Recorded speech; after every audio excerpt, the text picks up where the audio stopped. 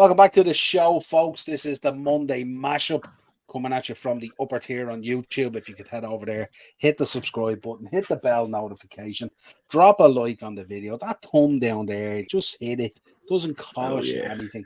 And of course, share the content. Joining me as always on the Monday mashup, live from Stockley Park via Dublin, our resident referee, baby Elvis himself. Mark, how are you, my friend? All right, good. Good. All good in the hood, apart from referees wrecking my buzz. But sure. Well, before we start, here's a little word from our sponsors. Hogan yes. Trophy Hire. Hey. I had to do up a new slide. I couldn't find the old one. Chat to us, tell people. Some good looking kids on that, though, I have to say. There is, look at that. Greystones for life, baby. Well, I don't know if I told you, I'm at an event now next Thursday night. The trophies are going to be down in Tim Young. They have Ballyferma set up, the lads in Ballyferma set up a supporters club there last year, and they're based in Tim Young's. And there about 2 weeks ago, they got recognised officially by Manchester United as an official supporters club. So they're having an evening with Dennis Irwin and Clayton Blackmore next Thursday night. And I'll be down there with the trophies. And your man Al Foran, is it? The comedian, he's going to be emceeing. The impressionist, Al, The impressionist, he's going to be emceeing on the night and stuff like that. So, we'll be down there next Thursday night in Tim Young's for that. So, should be a bit of crack. Good stuff. Shout out to Al as well. Al's after starting, I think, his own Man United podcast as well. So really, big shout out to Al as well. Yeah. So Man United podcast. I'll be there next Thursday, and I've got a booking there today for a communion next May and stuff like that. So listen, phone calls are coming in, but if you're ever in the need of if you have an event coming up and you want the trophies, just hit me up on Insta or Facebook, or I'm on WhatsApp there as well. So it's going well. Yeah, and if you use the code upper tier, yes, we charge you an extra 20%. No, we charge you double. Yeah, we charge it double. Yeah, but I have to say, folks, I've one here over my shoulder here, as you can see. But also, I have to say, when you go to the events, or if you have that special occasion, or you want to mark that event, or even some people have marked, even in the past, the passing of football fans and stuff like that, it makes a huge difference to your day. The kids are blown away by it. It's just fantastic. So get on to Mark if you have anything coming up, anything special. I don't know. I will be next week. Now I will be pestering Dennis Irwin for a shout out for the upper tier. So watch this space. Absolutely, get him to do a little soundbite and stuff like that. Definitely. Tell him everyone on the upper tier doesn't believe he has a personality. We want to see a bit of personality. You want like one of those WWE promos often about the upper tier. That's what. Well, as you well know, I got to play with him last year, and I'm sitting beside Dennis in the change room. He's bang on. He actually is bang on. And then I left. I was in work the next day, but my friend Keith was sending me a few videos of the lads going around the Glen Royal, absolutely hammered. And David May said to Keith that he'd never seen Dennis that pissed in his life, even when they won the treble and stuff like that. Yeah, I'd imagine Dennis. I've never met him. I'd love to meet him and stuff like that, because he was a smashing player and stuff like that. And what a player for Ireland as well. But I'd say he has a real dry sense of humour.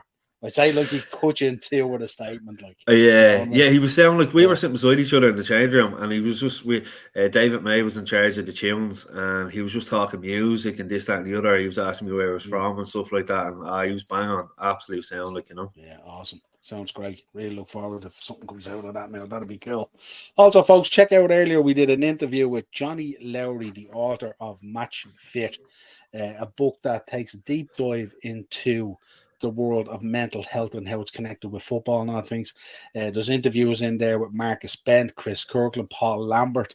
All these players all get their time up for it as well and stuff like that. So go check it out. The link to buy the book is in the description of that interview. Johnny was a great guest and stuff like that. So make sure you support him. Great interview, because I was watching it there on the way home listening to it on the way home from work there. It was brilliant. Absolutely brilliant. And Johnny himself suffered from mental health in his younger years and stuff like that. So he's coming from a place that he knows and stuff like that. But it was brilliant. The chapters are all done out and stuff like that. And he said also he's also working on a new book as well that's going to look into the links between music and football and all that stuff. And we were definitely. talking about maybe fashion and all that. Remember the clothes that the Fred Perry stuff and all that they used to wear and all. The football is such a fabric of the community and stuff like that. So make sure you check it out. Give them all the support you can. Watching the Beckham documentary there, but they mentioned the Hacienda. Sure, the Hacienda, all the stars, the Stone Roses and all that went through there, and the footballers and this, that. I was there. I was there. Were you? I was there. I was at the Hacienda, and I was at Cream, and I was also at Ministry of Sound. I was at them all. I did a little thing, and there was one, I can't remember the one, there was one in Newcastle as well. There's about 4 of them in the UK that are so renowned. There was Cream, Hacienda, Ministry of Sound, and I can't remember the one. There was one in Newcastle as well, and I can't remember what it was called. There you go, and I did the now 4. It's all bougie and all that. No, I didn't do the 4 all in one weekend or anything like that. I spaced them out. You wouldn't be sitting on that chair if you did. we mightn't have the upper tier. Let's just say that. Right. Eno's in the comments. What's the crack, Noel? All good. Eno actually sent me a picture last night of 2. You know the old double cassette tapes they used to do? Yeah. Generation Rave Volume 1 and 2. Told him I had it on vinyl back in the day. Absolutely brilliant. Myself and Eno talk about dance music all the time. Very important. It's just another Monday mashup, not just another one. The only one. Don't forget that. Ted is in. Al Thorne, former Dynamos, doesn't guess. That's correct. Eno had him on and stuff like that. Was a great guest. I heard Harry Kane has rent the Premier League trophy once a year like clockwork. He won't need it. He's going to get a Bundesliga by the looks of things. Was it the glitter ball in South Shields just outside Newcastle? I wouldn't think so. Shields, baby. I was probably seeing a lot of glitter balls on the night now, Ted. I'll just put that out there, but I don't think it was the glitter ball. These tended to be warehouses. That's all I'll say. Right, let's get into it. We've plenty to get through tonight, so we're going to get through this Premier League review. Let's start. Luton 0, Spurs 1. The goal coming from Mickey van de Ven of all people. Yeah. Yves Bissouma getting sent off. But, rightly so. Luton showing us why they're struggling. Yeah, you've seen the opportunity missed at the back post there as well. You know, if that goes in, it could change the game. And obviously, they had a good win against Everton, but they're going to find it very difficult this season. You know, I was saying it. I think Dazzler was saying it the other night that he'd find it hard to hit the 20-point mark, and I thoroughly agree with that. You know. Yeah, I was looking. Was I looking there the other day on one of the content creators? They were talking about. I think it was on the channel Never a Foul. It's relatively new, but brilliant channel. Really, really enjoy it. But they were saying at the start of the season, Luton were 250 to 1 or something to be less than Derby's record. What's it, 12 points or something like that? 12, yeah. To be less than that was 250 to 1. And the lad who was on, I think it's Dabs is his name. He's a Man City fan. He was saying a load of his mates lumped on it at 250. Yeah. So it'll be interesting to see how that goes. Listen, no one's going to expect them to beat Spurs. How are you? You know, you all right, buddy? No one's going to expect them to beat Spurs. It's the games against there's Spud. It's the games against Sheffield United and teams like that they have Wolves and stuff that they have to be picking points up against, and your Everton's like they did. So, but like you can't fault them. They're hard to play against by the looks of it. You know, they're a typical championship team. They throw everyone behind the ball. They try to bully off the ball and stuff like that as well. Listen, they'll have moments over the season, but unfortunately, I think everyone's tipped them to go down. Yeah, I think it's going to be a struggle for them. The next one we're going for Burnley versus Chelsea, 4-1 to Chelsea. Yeah, no less. Yeah, Burnley started off well, didn't they? And in fairness, they're a different team. They're trying to play football. They are doing the right things, but unfortunately, they're just not strong enough. Again, they're going to find it hard. They haven't been the worst this season out of the teams that I've seen. Company hasn't playing a good style of ball. I've mentioned it before. I remember going to Turf Moor against Sean Dyche. It'd be just a team trying to stop you playing football and hopefully catch something on the counter instead of them playing football themselves, where Company has them playing some good football. They just don't have the quality there. That's the problem, you know? Yeah, absolutely.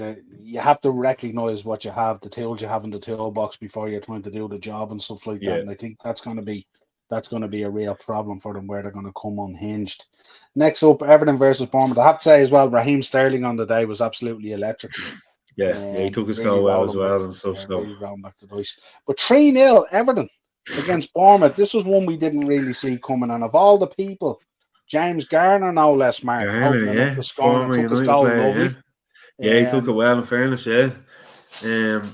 I had this down as a draw, to be honest.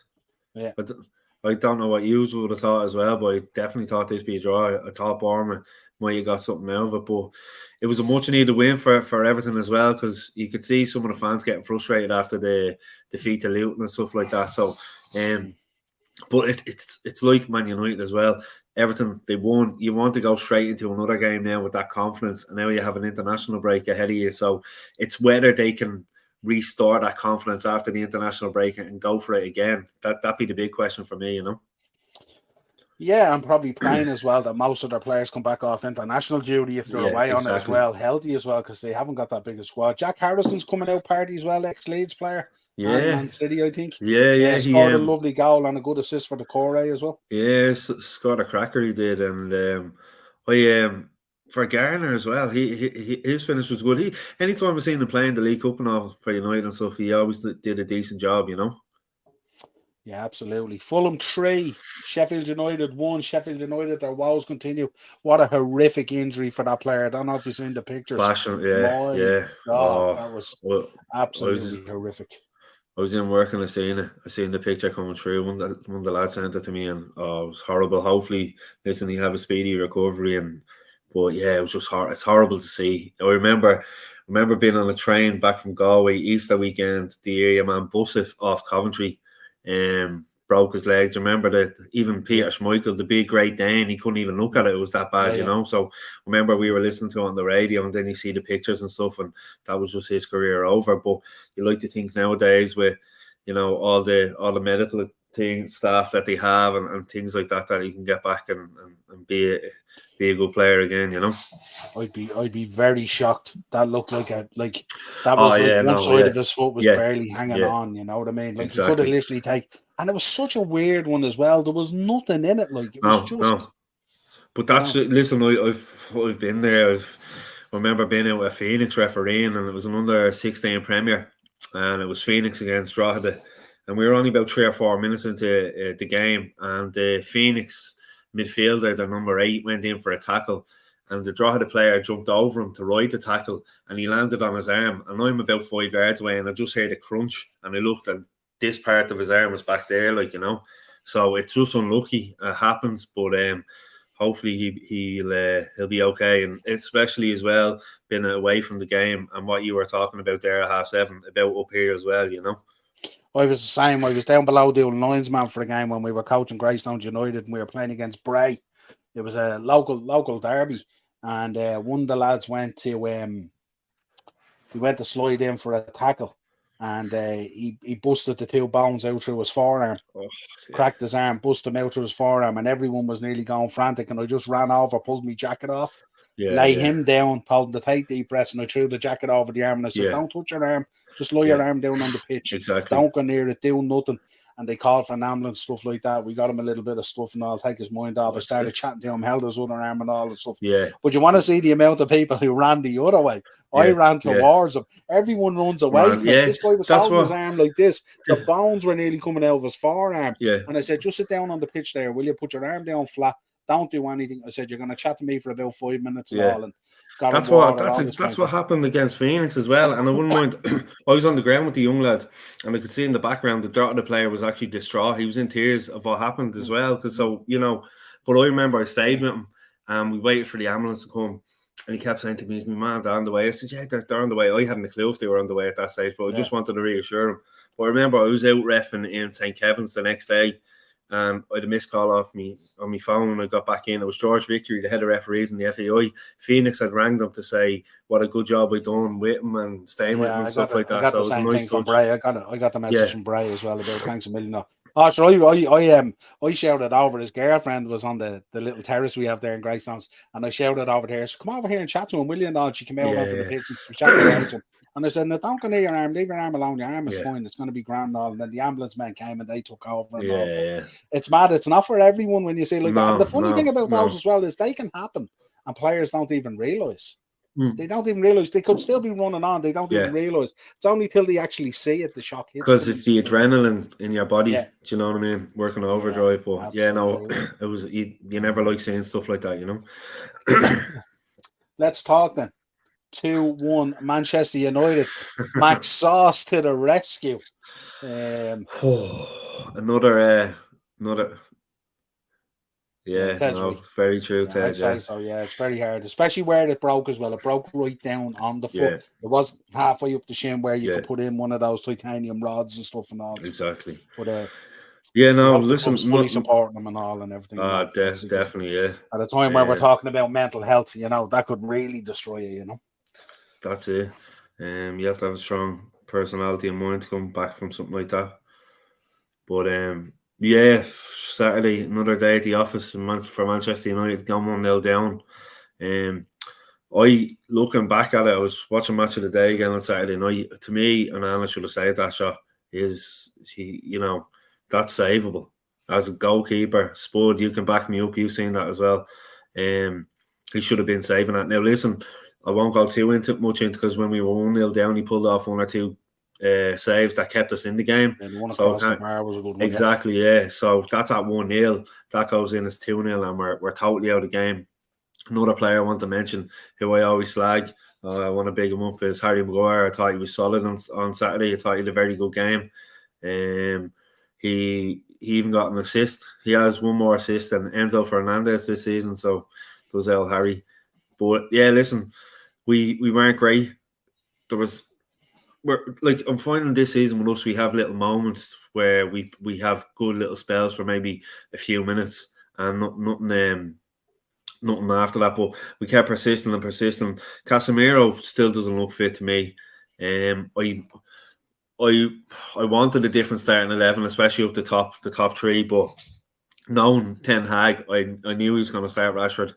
I don't know what Garnacho has to do to get a start, because he did very well on the left to get the ball across to Dallo, who took the shot. The keeper saved it, whatever, came back out to McTominay. I thought he was excellent. I thought he took it really well. It was real cool, calm and collected from him. It was like almost like slow motion, wasn't it, when he was taking the ball down, and then it was great finish into the corner as well. And then he was surrounded by Brentford players as well. Yeah, they should have done a better job, to be honest. There was 4 or 5 of them around, and then obviously ball in, Bruno onto Maguire's head, and initially when I seen it, I thought he was offside. That's why I was we were watching it in the shop. And Brentford player up the top. The Brentford player up the top end was playing him on, remember? Yeah. Because at 1-0, myself and Row had a little bet. I said United come back and win it, and we were watching it in there, and when I seen it, I was just like, he's offside, but then it was given. So, but speaking of keepers as well, that keeper should have saved that as well. That was a poor that header, because that was a real slow motion header from McTominay as well. Really, it just. But if you look at it, it's like he got his feet wrong or something when he was like lining himself up for it. But listen, we're not playing great football. We got a home win. Yeah, Ted, we are very strange at the moment. We're not playing well by any means, but we aren't losing all the games because teams are playing better than us, but rather because we make defensive errors. Yeah, and listen, that goes with the injuries as well. We're having to change our back four. I don't know how many times this season. We had Lindelof playing fullback. Maguire and Evans were in there, who obviously have Premier League experience, don't get me wrong, but it's tough for the likes of Onana as well, that doesn't have a solid back four that plays in front of him week in, week out. And we're getting caught by schoolboy decisions as well. But I was just delighted. And again, like I said, with Everton, that type of win, you want to take the momentum and into the next game. But unfortunately, we have a little break now. So it'll be interesting to see after, because, Sunday 2 weeks, we're going to be playing Man City. So that's going to be a massive test of character for us as well. Yeah, it's a difficult one as well, because your midfield really isn't doing what it should do as well in terms of helping to protect your back four either. If you talk about Casemiro in there, Bruno in there, Mount was in there and stuff like that, there's a huge imbalance in there in the midfield at the moment, which is obviously when things go a little bit awry, even prior to scoring and stuff like that, there's a real nervousness about United at the moment, It's and that's causing such an anxiety going through. And it's a knock-on effect. Like, if you don't have, if you're not playing well in midfield, you're going to be exposed at the back, and you're not going to be creating much up top either. I'd agree with that comment, to be honest.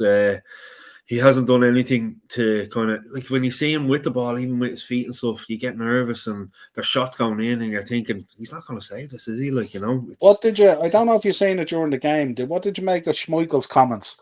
He spoke about Onana, I think at half-time, wasn't it full-time, it was at half-time. He said he had already spoken to the boy and tried to put through to him the understanding of the weight of the jersey and being at Man United and the expectation that, like, if you make a mistake, you have to park that and you have to move on. Now, it's easier said than done.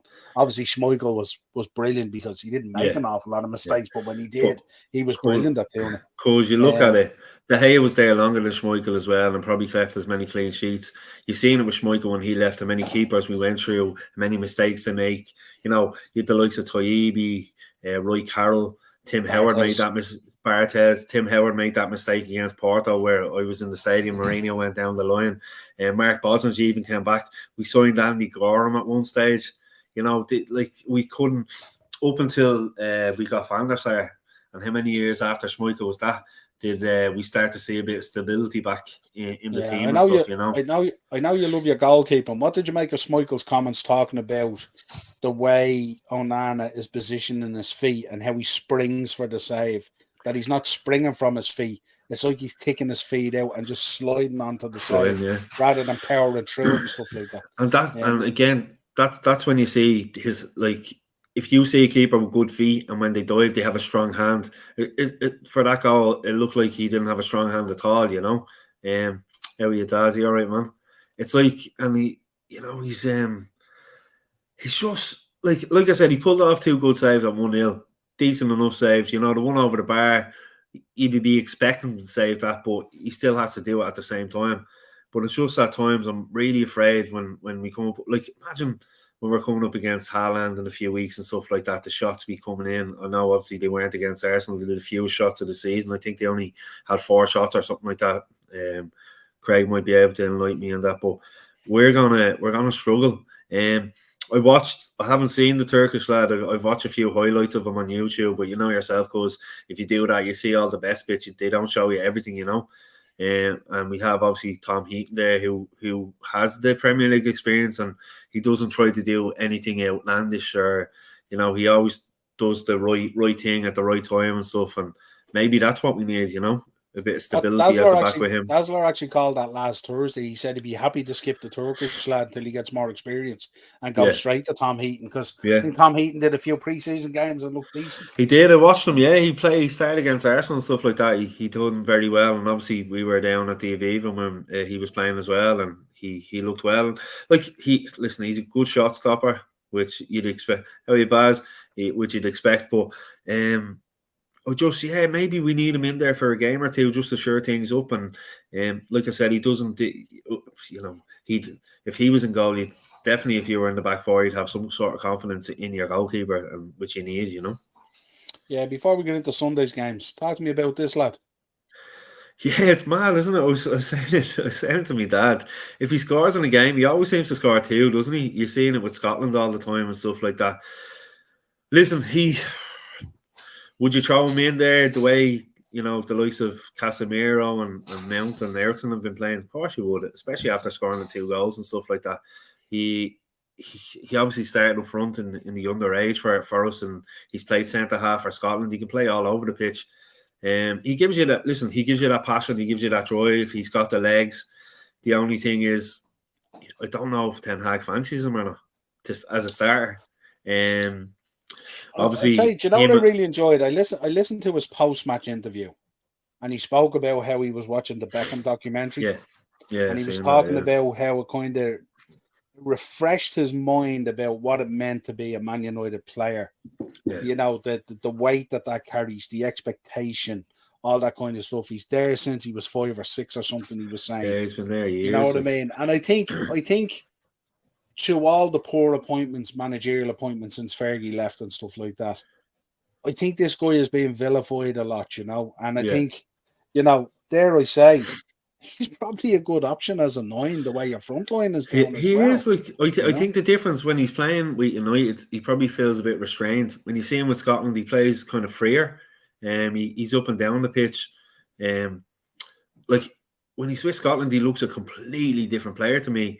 You know, like I said, I don't know whether that's Ten Hag telling him not to do anything outrageous or he's trying to rein him in a bit, but he's certainly worth a start. It has to be. Like, you look the way Casemiro and all has been playing. He hasn't started the season well at all. And probably one of our more experienced players. And yeah, I'd put him in there. You've got nothing to lose. Give him a chance. Like, he's got the legs, he's got the presence, he's strong in the air. Physically, he's tough to get by, and he scores goals. So what more can you do to get into the team? Yeah, and it's clear. It's clear from his application on the pitch and the way you hear him talk. I'd say he obviously works very hard in training. I'd be surprised if he didn't. But he's a type of player, because you know yourself, when you're there from such a young age, you know the DNA of the club. You know that it's rather than a foreigner that's coming in from Europe, from another team in Europe, that probably doesn't know about everything. Like McTominay would have known about the Busby Babes and this, that, and the other from when he was a young lad. It's in his blood, where it isn't with a few of the other lads. And sometimes that shows on the pitch as well, for passion-wise, Yeah. So I suppose you're looking, hopefully in 2 weeks' time, you want to see him, or a week's time, whenever it's back after the international. Exactly. Listen, look, touch wood, no one gets injured on international duty and stuff like that. But listen, we have to change it up a bit, especially the top three as well. Garnacho and Pelestri have to be starting for me. Do you know what? Do you know what this match felt to me? And it's weird. I'm a Liverpool fan, so it's for me. I don't have a card in the game except our banter at times and stuff like that. Yeah. But this game felt to me like it was like back in Fergie's days when he was nearly out the door. Because I think if you had a loss to Brentford, I think they might have explored options in the international window, and it could have been boy. And this could have been, and I'm not saying it would have happened, but it's kind of the ideal to do it. And we know how the Glazers love a managerial switch to earn $200 million in the market, with shares fluctuating up and down and all that kind of stuff. So for them, I think as far as the Glazers are concerned, they don't care who manages United, as long as they can make the change every 2 years to drop the 200 mil into that back corner and stuff like that. And get Sergio in there as well. I don't even know what they interview the manager coming in. I'm not too sure, because I don't think they have that kind of repertoire with them and stuff like that. No, but it's interesting. But listen, just delighted to get the 3 points. Yeah, Craig's in that Beckham documentary. Yeah. Well worth a watch. Yeah, absolutely. I think there's a plan to do a review of it with myself, either myself and yourself, or myself and Dazzler, whatever it is. Because I have Yvonne watching it as well. I have Yvonne watching it as well. She's loving it. She thinks Gary Neville is gas, because him and Gary Neville are polar opposites, but yet they're best mates. That sort of way. Yeah. Right, let's get into Sunday. This is where now we do go to Stockley Park, and we're going to have a chat about a number of things. Are we not talking about that exciting 0-0 draw, Palace and Forest 5:30 on Saturday, no? You can say I've already bypassed it, can't you? You can say I've already bypassed it. I wasn't even going to flash it up on the screen, to be honest. Like, you know what I mean? It was just horrific. Like, I know both teams had injuries. Eze was out for Palace and stuff. Because remember, I had him in me anytime treble. And Jordan Rose and Jerry Yates both scored, and he wasn't. He was injured. He wasn't even in the squad. So, it was a tough watch, to say the least. Right, let's get into this. Let's start with Brighton 2, Liverpool 2. Some game, wasn't it? Interesting game. It was well built up. I think it kind of somewhat lived up to the billing. What did you think because of the first goal he's conceded? Obviously trying to play out from the back, and he's got caught out. I know why we were trying to play out for the back, but it was a whole calamity there. You had Alisson, first of all, coming out to make the angle. Ball goes into, I think it went to Robbo first, didn't it? And then to Van Dijk. Robbo was wide open then on the left. McAllister wasn't aware of what was around him. There was three Brighton players around him. So Bozzoloi wasn't an option because he was marked up the other end, the other side, actually. Van Dijk with such a passive pass. And that was the story of our game. Our passing was horrendous on Sunday in terms of, I've never seen us pass so many balls into so many occupied areas with so many players being marked. Brighton had the measure of us there in terms of doubling up on us. I wasn't really happy with the lineup. There's still questions over Harvey Elliott. I said it this evening. I did a match reaction this evening, and I was talking about like his physicality and stuff like that. He always seems very busy, producing very little.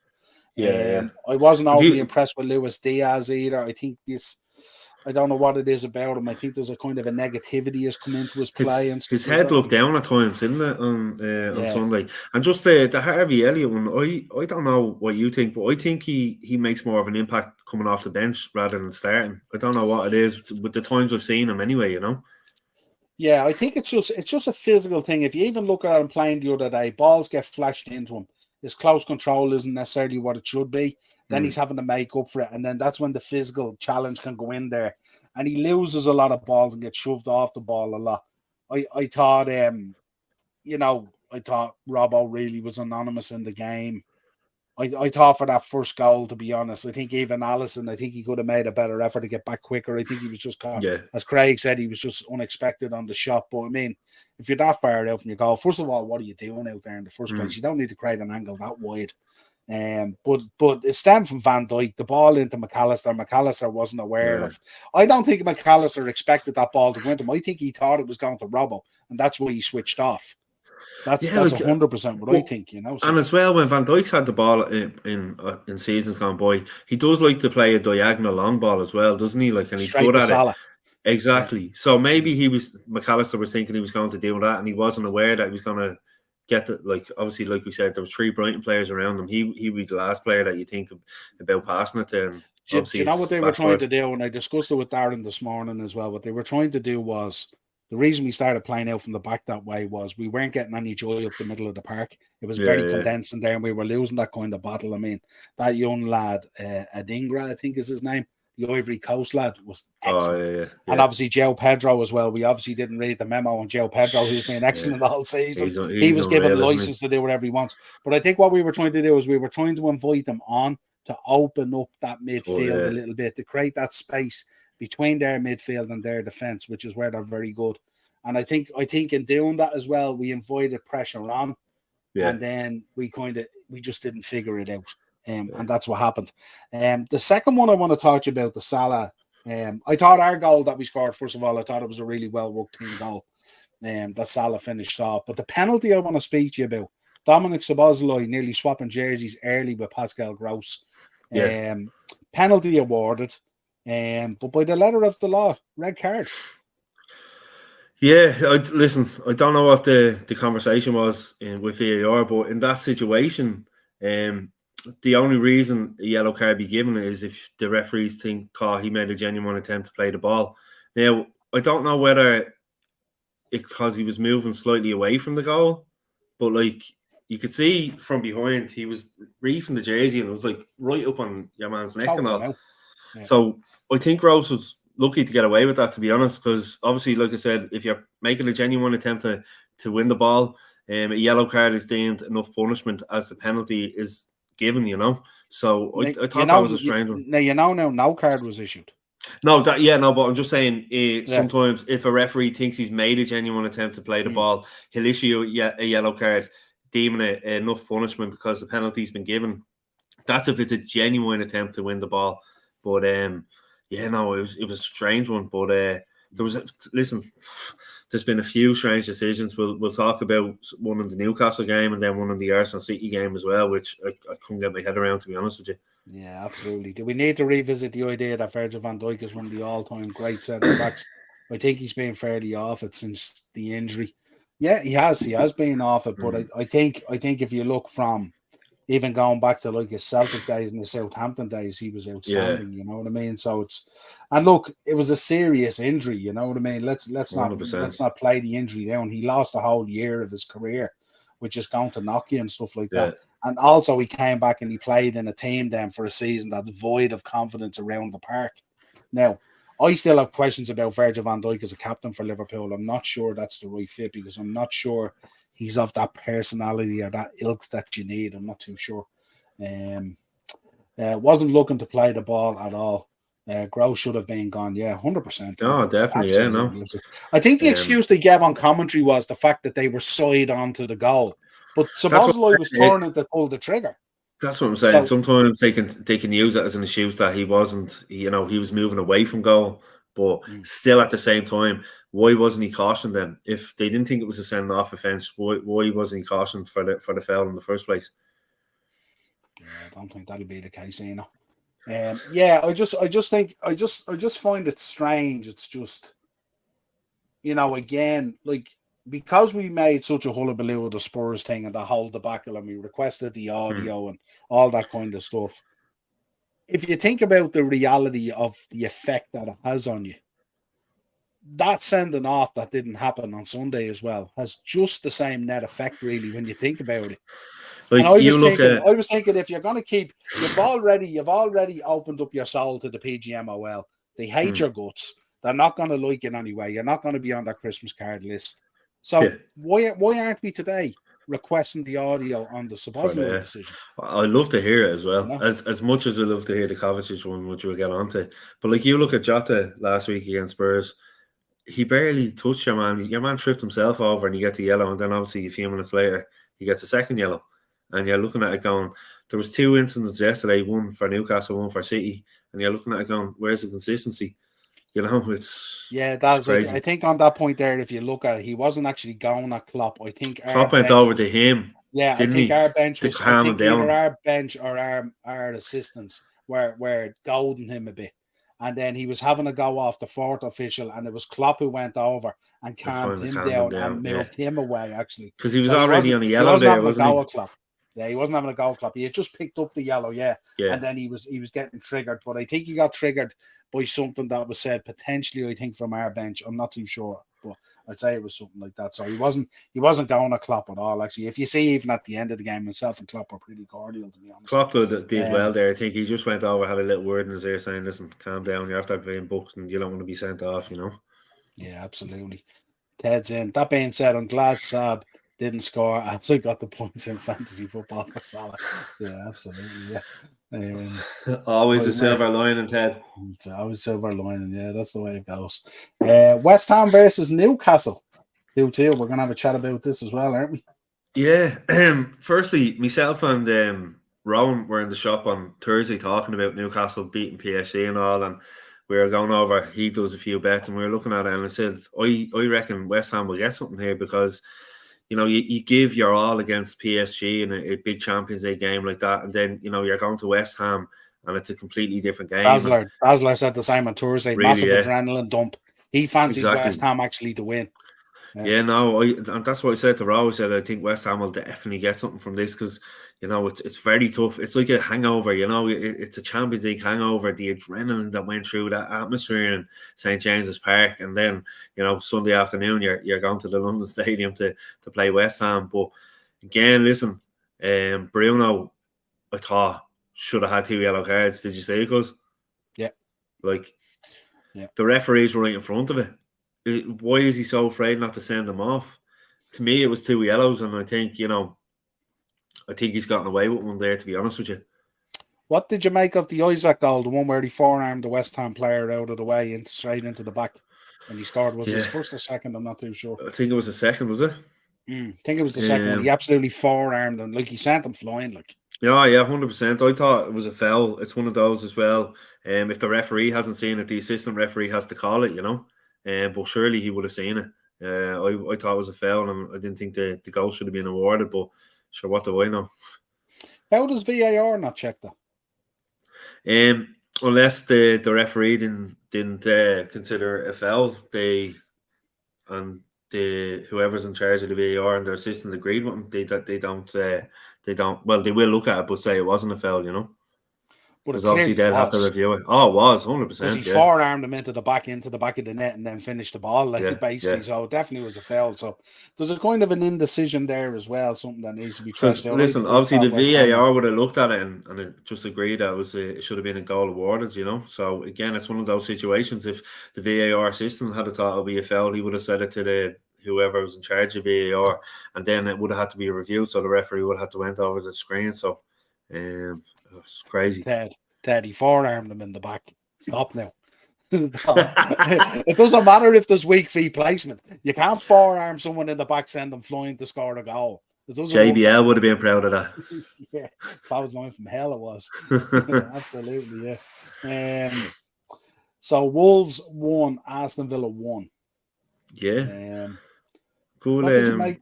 What did you make of this one? I thought it was a good game. I thought Wolves again. Listen, bringing the confidence in from their performance last week, and that I kind of feel sorry for Gary O'Neill because kind of like Vincent Kompany, he hasn't played some really good football. Like I've said on the show here, we were very, very lucky to beat them in the first game of the season. They've been playing some decent football, but not getting anything from it. And I think they got the just rewards last week, which would have been one that wrecked a few people's accumulators and stuff like that. And listen, Midlands Derby, they would have been well up for it. Your man, what's his name? Chan, is it? The striker that scored? Wang. Sorry, yeah. I believe that he's the first player since 1970 odd to score 5 Premier League games in a row. So Gary O'Neill's doing a decent job there. Villa, listen, Ollie Watkins, I thought had an excellent game. I thought he had one of those games. He done everything right, bar scoring. He possibly should have had a penalty to push from Matt Doherty. Like just because he got a shot off, the referee, allows play to go on. But if he had just swung at the shot, missed it, and fell over, it's a penalty all day long. It's a push in the back. He's put him off balance. Yeah. Well, outside the box, it's a free kick, isn't it? Outside the box, it's a free kick. Exactly. So what's the difference? But like someone's be a soft penalty. No penalties are soft. It's either a penalty or it's not. Now, obviously with VAR, I think that phrase has changed. But to me, Villa should have had a penalty there. Yeah, absolutely. But interesting from Villa as well. Their struggles a little bit now. They came off the back of a really good win on the previous week against Brighton, stomping them 6-1. So maybe that as well European hangover. That's it. And the week before that, or was it 2 weeks previous when they came from behind against Palace to win at home that time 3-1 or whatever it was, But like I said, Watkins, I thought had an excellent game, bar score, and I thought he was, he's just had a resurgence in confidence lately, banging in goals, getting an England call up, and I think a lot of people would have put him in their fancy teams this week. Yeah. So then we get to the meat Super of this dish. Arsenal 1, Man City 0. What did you think of this? This is kind of both teams that it was just a weird kind of game, wasn't it? Both teams. It was, I think people were expecting goals and, open play and this, that, and the other. It was a poor game to watch. But what was even poorer was some of the decisions that were made by the referee as well. He was that Uncle C, Craig, Spud. Yeah. Listen, yeah, that's it. Like, if Kovacic gets sent off, it probably is a different game then, as well. It was a shot that took a deflection, obviously, from Martinelli in the 86th minute. And what was it? I think they haven't beaten them since, I don't know, Craig, is it 2015? You haven't beaten them since or something like that? 17 or 16 or something like that, yeah. So, but listen, that Kovacic could have been sent off twice because the first one I thought was reckless, endangering the safety of an opponent. Could have been, like, he was fortunate not to break his ankle, like Basham off Sheffield United. But then for me, to get a yellow card and then to make the tackle he made straight after that on Declan Rice, right in front of the referee. How in God's name is that not a second yellow card? If you've seen 2 yellow cards like you did for Jota against Spurs, how is that second challenge not a second yellow card? Honestly, I don't know what the lads in the comments agree with me or not, but he should have been sent off twice. I fully agree. I fully agree with you, and I think Ted was the same. We were talking on WhatsApp on yesterday on it and stuff like that. I think the honesty of Declan Rice staying on his feet kept him on the pitch. I think if he had went down, but how do you review that from a VAR point of view and not think that that's reckless or endangering an opponent, or like how do you come to that assumption when you have all that technology available to you, every angle, every picture, the whole thing? Like it's gone beyond a joke at this stage. Like I'm looking at it going, he's gone over the ball, he's on, studs are shown, and it's right on the ankle.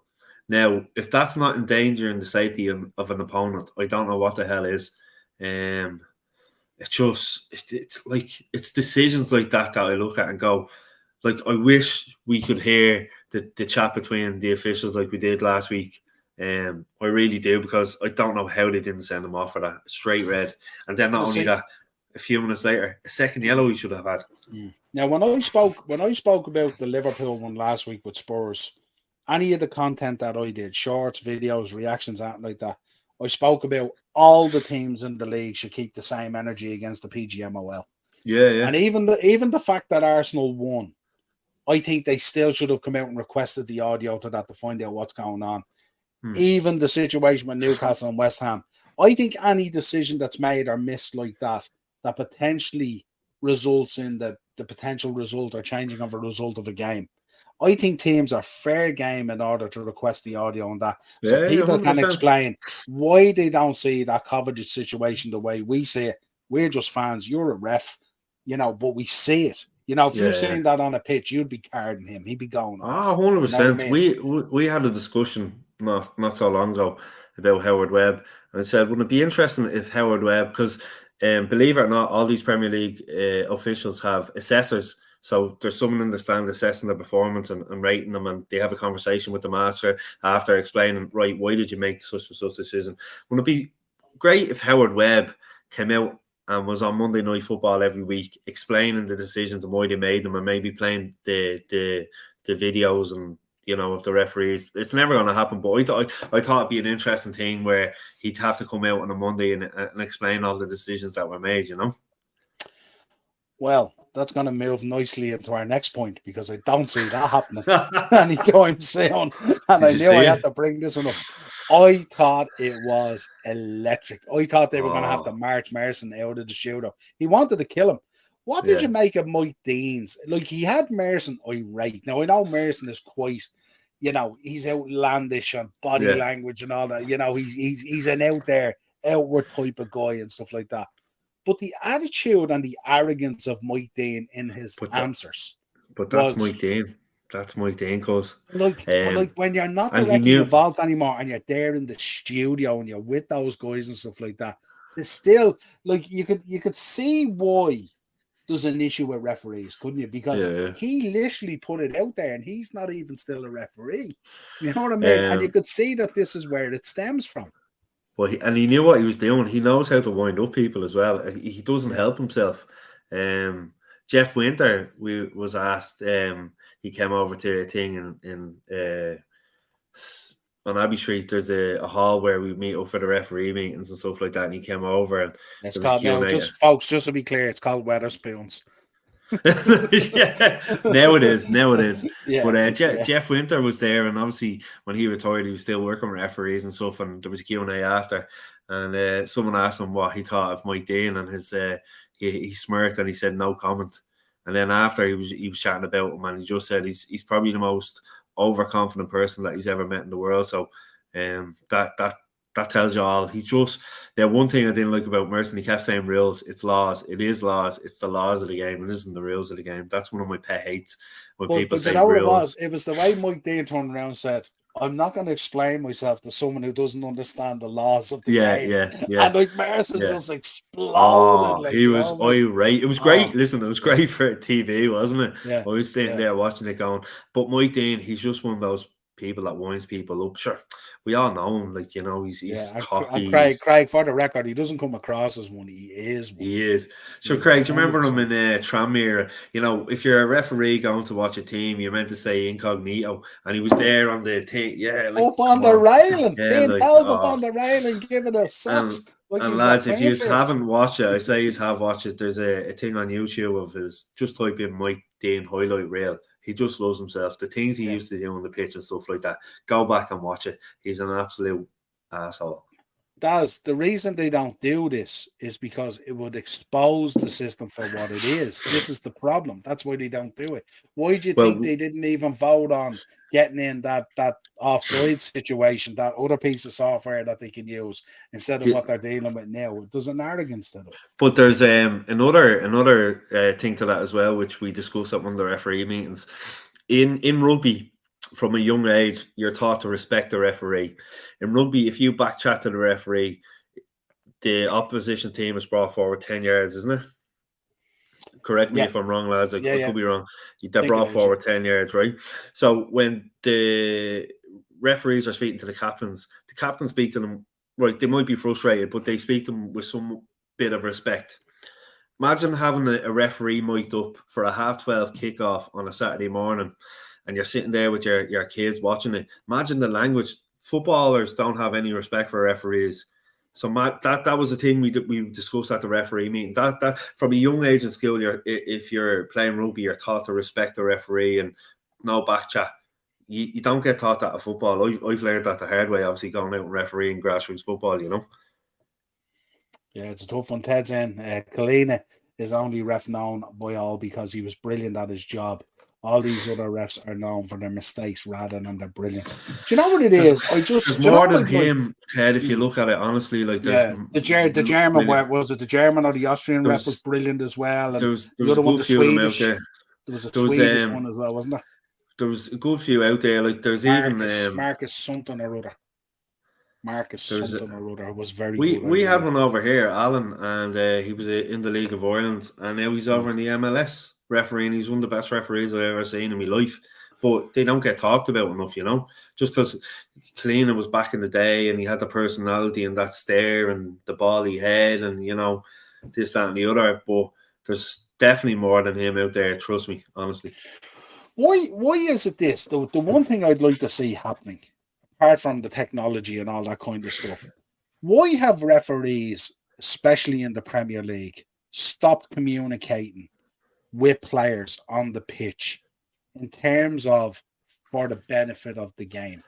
In terms of, like, what I said to you last week is we were talking about the Jota situation. He got booked. Why didn't the ref go over, pat him on the shoulder there and say, listen, calm down, your next one, you're gone. Yeah, you know, the way that's what the likes of Kalina would have done. That's what the likes of some of these other refs would have done. Because they shouldn't be there to want to hand out cards and spoil the game. No. They should want to produce no cards. We seen it last week. I think it was with the ref that ref the Galatasaray game.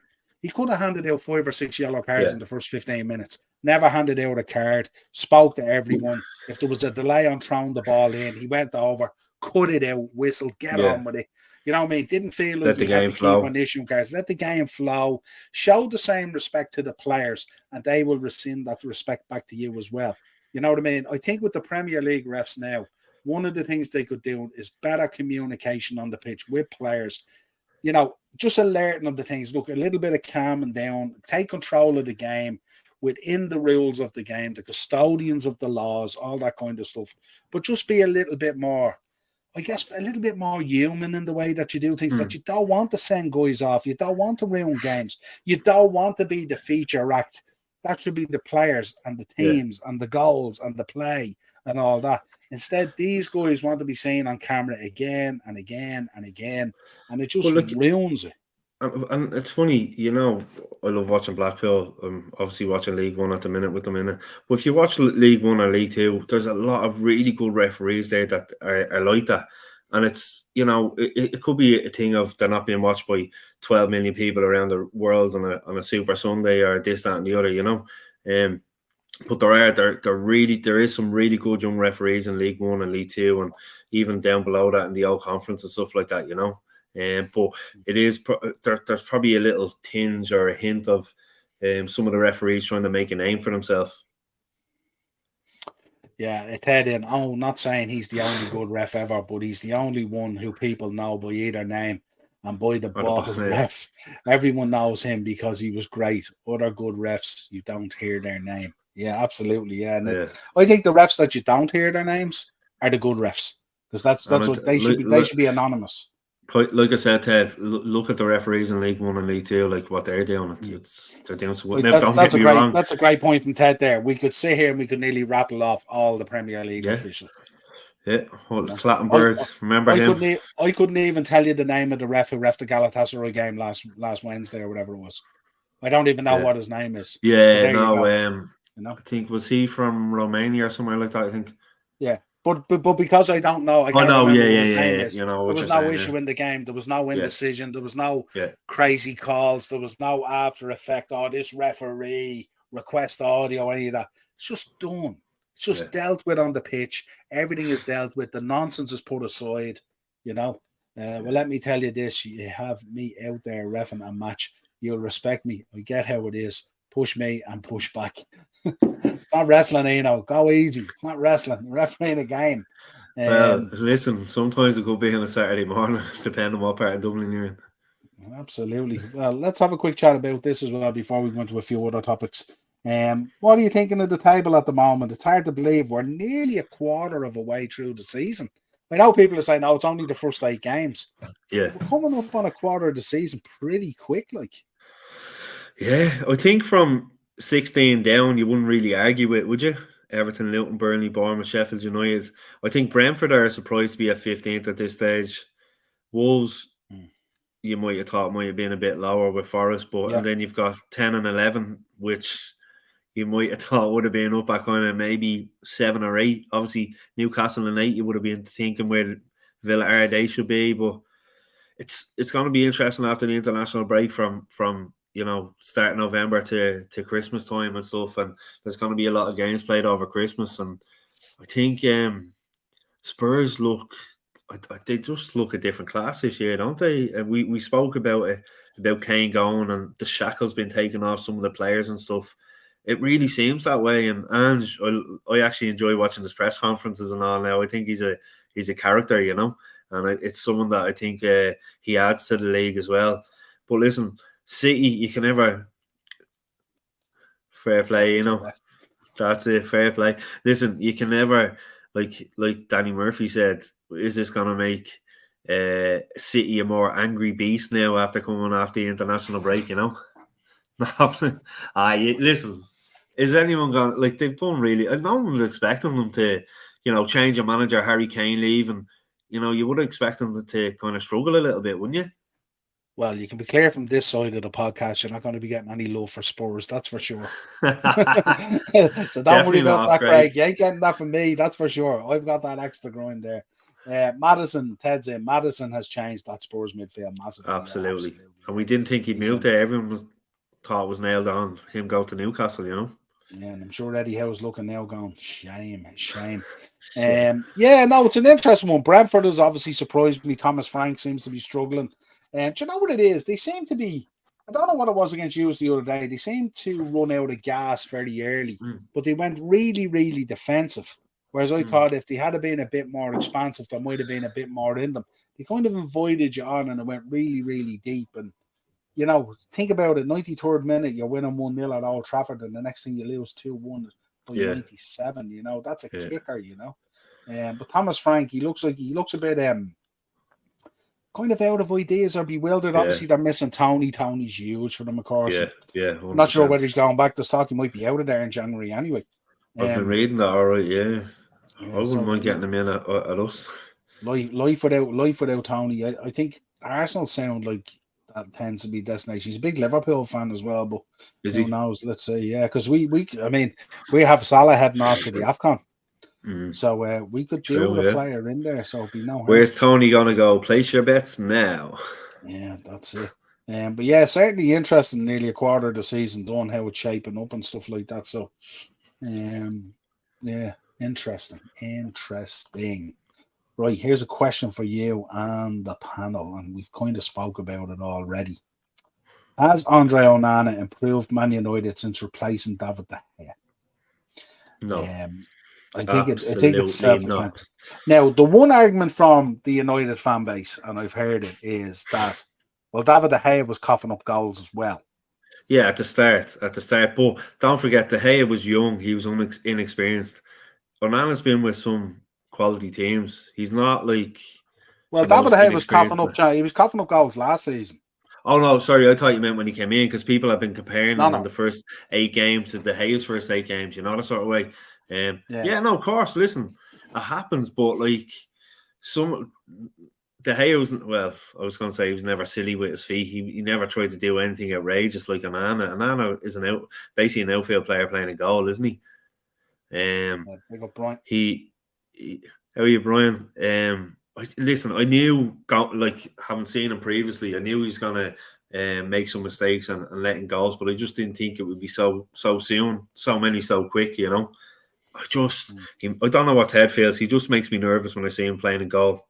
If anyone's lining up a shot, or if one of the defenders passes it back to him, and one of the opposition strikers run at, and you're going, "What is he going to do here?" The eyes kind of say it all, don't they, from a confidence point of view? Yeah. As you said, I mean, he did make a couple of saves afterwards, then and stuff. So, but yeah, it's just he's But I think for me, De Gea was more of an asset to us than he will be. Yeah, good point from Ted. But he also won the Golden Glove and made some massive saves for the team. He did make some massive saves for the team. But what I would say, Ted, as well, is he was behind a defence last season that was kind of humming. They were pretty good. Lissandro was good. Varane was good. They were doing well. You know what I mean? So, but yeah. As you said, don't forget, he's had to play with Maguire and Lindelof as his two centre halves for a while as well. They good while. Yeah, no, that's true.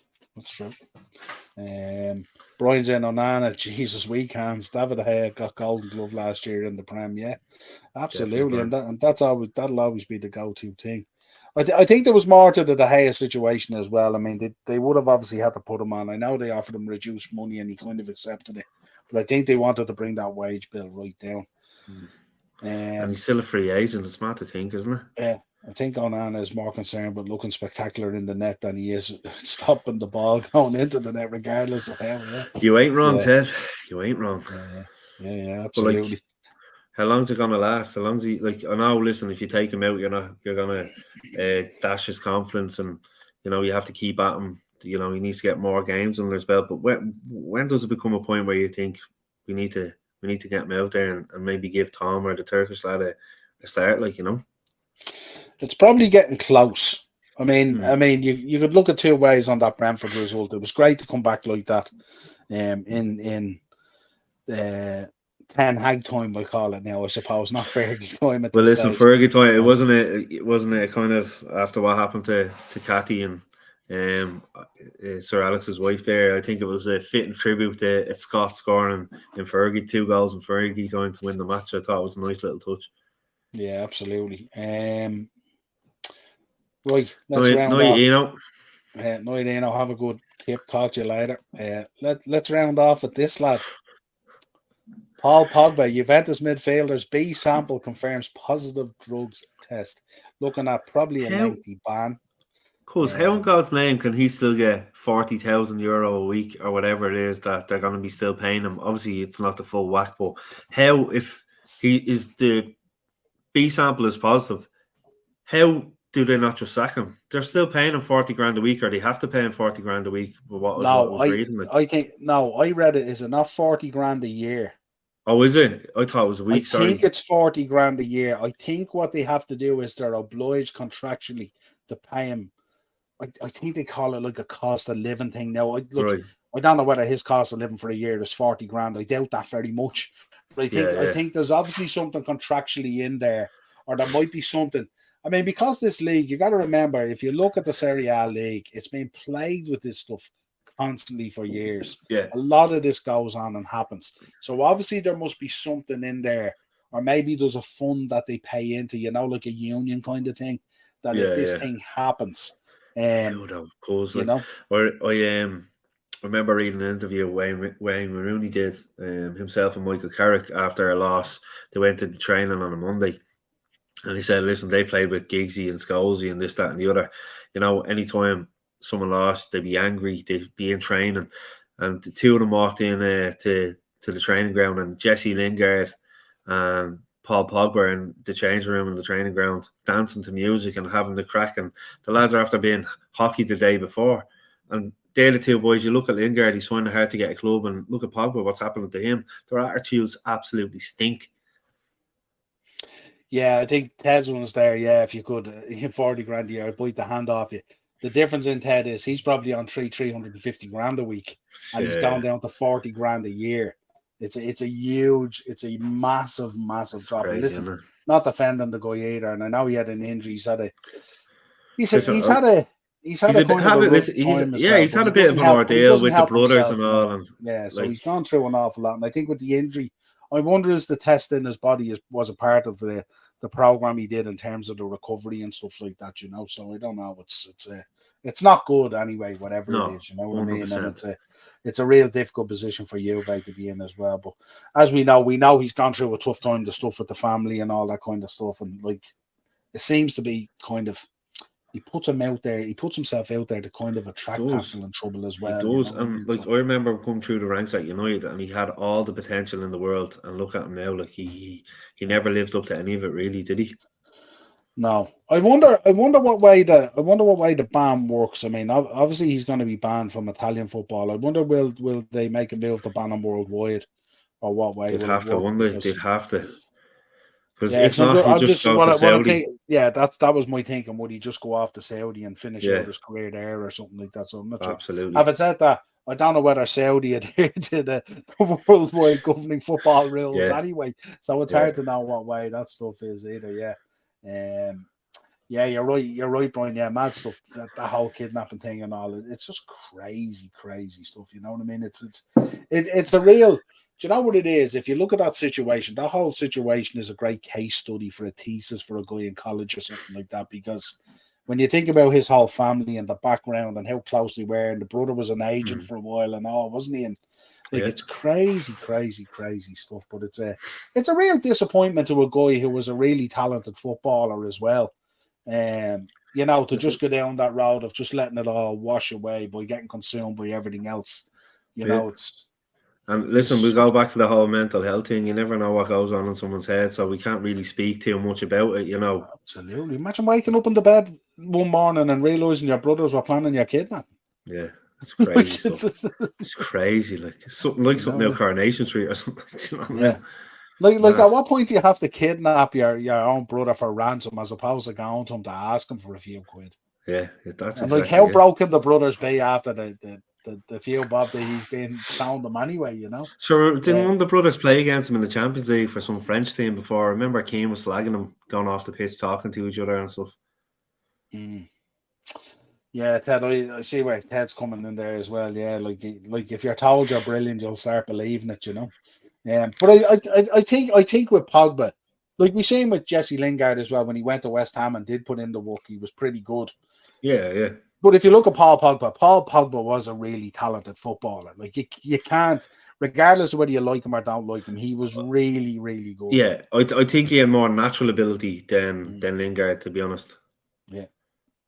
Yeah, definitely, Brian, 100%. But he might get 2 games out of a whole season out of him when he played like that. It was just frustrating. He was.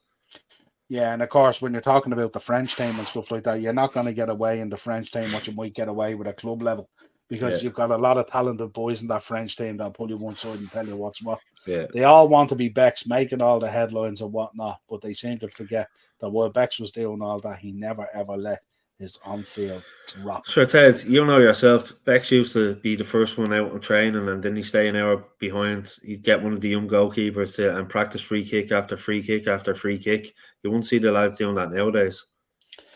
Bex was that dedicated and all. He was even heading on football boots in the changing room and everything. Well, sure, I remember, geez, I don't know if Ted remembers, he used to get the Man United review videos, VHSs. Yeah. He used to get a tyre and tie it onto the post, and he'd aim for the tyre at just shot after shot after shot after shot, aiming for that corner. And like he'd be out there for hours doing it. Now, obviously, we see the other side of him, which you see in the documentary of the showbiz and that. But man, that is something else. That is like something for young kids to look up to even now. I think with Beckham, when you look at Beckham, I think he recognised very quickly that there was parallels between the two worlds, and that one benefited the other, that it wasn't a Wade. And that he knew that he was very clear about the fact that he had to be really successful on the pitch to develop Brand Beckham and all the rest of the stuff that went with it and stuff like that, you know. Listen, he's the first player in my eyes since George Best to have done that. Remember Georgie, he opened his own shops and he had the bars and he had his own aftershave out, and listen, he was doing obviously other things and stuff like that. But I think he was the first player since Georgie Best, not just at United, in the game completely, that to see himself as a brand. And listen, look at him now. You can't hold that against him, like, you know. No, absolutely not. I mean, we've done I think we did a couple of shows. Didn't we do a show on him? We did a show on Beckham, didn't we? I must I actually think we did, re-release it yeah. this week. Yeah, no, I That think we career did, one that yeah. we did. I Yeah, we think, must was it release you it. and Dazzler? I think it was you and Dazzler, because Dazzler was a big fan of his, wasn't he? He's I think he's one of Dazzler's all-time favourite players. I think Yeah, he is. yeah. I think it was you and Dazzler, and I think it was me, you and Yeah. Dazzler done one about Cantona, and we did a few others as well, yeah. Am I right in thinking either last Christmas or the Christmas before, Dazzler gave me a present of his whiskey. The No way. the Hague one, I think it's called, is the Beckham whiskey. And I think he gave me a bottle of fucking David Beckham No way. aftershave as well. I remember, I don't know if the lads remember, I got a cup with his face on it, and there was like a thing of Brill cream. Remember the Brill cream back in the day, bleeding hell. Yeah. Going into motion picture back in the day because of all the Brill cream in my hair. Kano said it best when he asked, did all the haircuts, etc., annoy him with Becks? I never cared as long as he performed. Yeah, that's and true. He did. He always did. Even going through, obviously, seeing all the stuff about France '98 and stuff like that, you know. It's a great documentary. Absolutely. If anyone hasn't watched it in the chat, go and watch it. It's excellent. Yeah, absolutely. The story even behind the goal, the goal against Wimbledon, wasn't it? The halfway goal. That story's a great story about sure. Didn't Brian McClare was at one of the nights we did. And I remember sitting in Lucan Spa Hotel with Dano, me brother-in-law Dano, and we were having a point with Brian McClare and Gary Pallister, and Henry, that came up in conversation, and McClare said he just nudged it on to Beckham, and he thought Beckham was going to play a ball. I don't know if it was Jordi Cruyff that was making a run on the left, and he thought he was going to play it, and when he went for the shot, McClare looked over at the bench to Ferguson, and he thought to himself, McClare said to himself, this better go fucking in, or you're going to get everyone in fucking trouble, because Ferguson will take out on the whole team. But lucky it went in, and if you see it, McClare's the first one to go over and give him a big hug. And all. Right, it was brilliant. It's great story behind it and stuff like that. Oh, brilliant, man. I remember watching it. I was myself and my dad were in the Rose and Crown pub across from the Timor Sol. And when he scored it, we went back over to the hotel, and they had a 5-a-side pitch, and I got a ball, and I started trying to do it on the 5-a-side pitch in the hotel, like, you know. Yeah. And it's not easy to do either. And to see Sullivan running back as well, and he'd no chance. No chance. He was miles away from the ball even when it went in, like, you know. And I don't know what the lads feel. Do you know what I loved watching the Beckham documentary is hearing John Motson and Barry Davis and all the old commentators. Isn't it great? Like, it's just a nice nostalgia. Like, teleport you back. Doesn't it? Teleport you back, yeah. I can't think of who used to do the Champions League games on ITV in the 90s.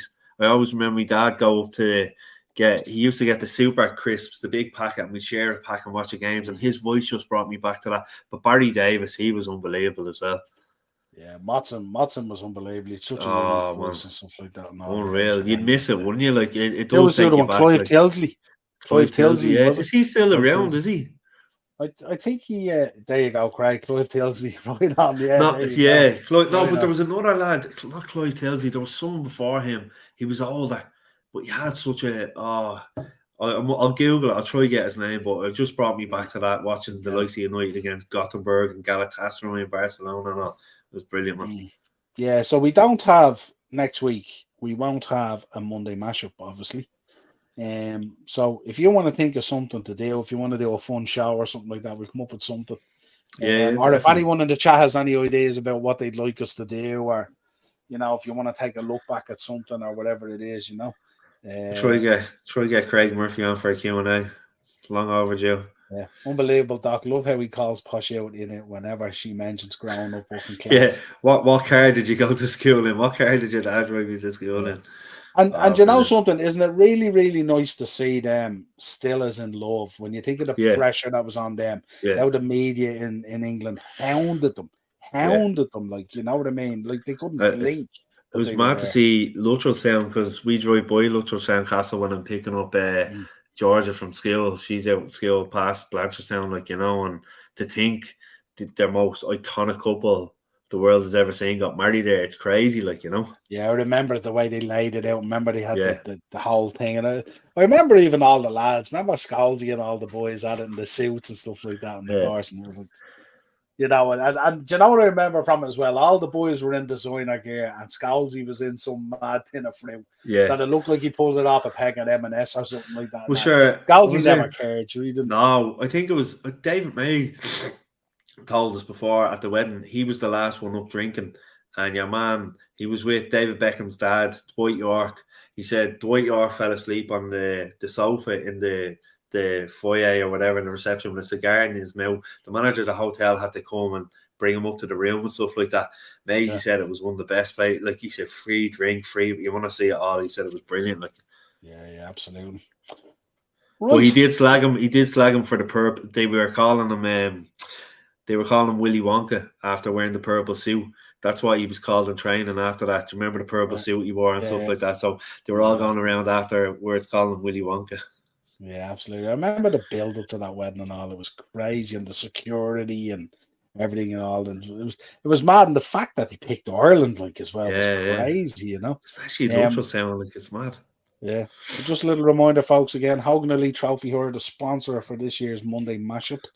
Don't forget to go over there, like all their socials, of course, support them and subscribe and all that kind of good stuff. And if you do have an event coming up where you do need some of those beautiful trophies, or all of them, make sure you hit up Marky, and Marky look after you for any events you're looking for, birthday parties, kids, whatever it is. Always great crack there.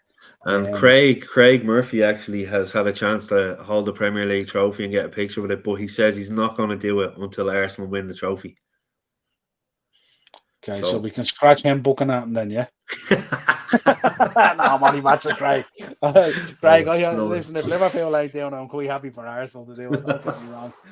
But yeah, Hogan Elite Trophy here. Check it out, folks. Our sponsors for this year's Monday mashup. And like I said, hopefully we'll be with Dennis Irwin and Clayton Blackmore now next Thursday and all four. And so hopefully try to get a few sound bites and stuff like that for the say it all about the podcast as well.